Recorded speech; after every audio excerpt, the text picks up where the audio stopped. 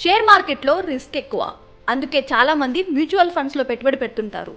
SIP ద్వారా long term invest చేయడంతో అధిక లాభాలను సొంతం చేసుకోవచ్చు. ఈ మధ్య కాలంలో ఈ పద్ధతిలో పెట్టుబడులు పెట్టేవారి సంఖ్య పెరిగిపోతుంది. అయితే సిప్ ప్రారంభించే ముందు మనం కొన్ని జాగ్రత్తలు తీసుకోవాలి. అవేంటో ఈ వీడియోలో తెలుసుకుందాం.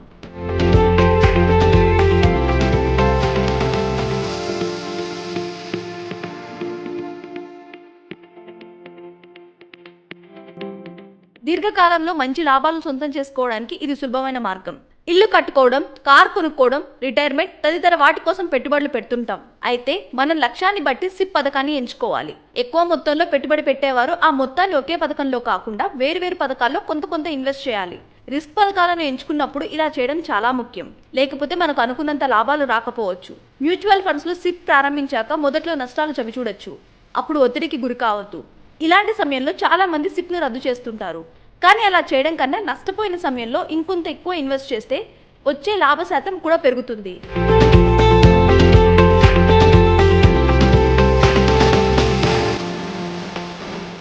కొంతకాలానికి సిప్ చేసేవారు ఎక్కువ మొత్తాన్ని పెట్టుబడి పెట్టాల్సి ఉంటుంది. నెలకు కనీసం 500 మాత్రమే ఇన్వెస్ట్ చేస్తే లాభ శాతం అధికంగా ఉన్నప్పటికీ వచ్చే లాభం వందల్లోనే ఉంటుంది. మనకు వచ్చే ఆదాయంలో 20% పెట్టుబడులు పెడితే భవిష్యత్తుకు చాలా లాభదాయకంగా ఉంటుందని ఆర్థిక నిపుణులు చెప్తున్నారు. ఇందులో ఉన్న ప్రతి రూపాయి పెట్టుబడే కాబట్టి మధ్యలో ఇందులో నుంచి డబ్బులు అత్యవసరమైతే తప్ప తీసుకోకూడదు.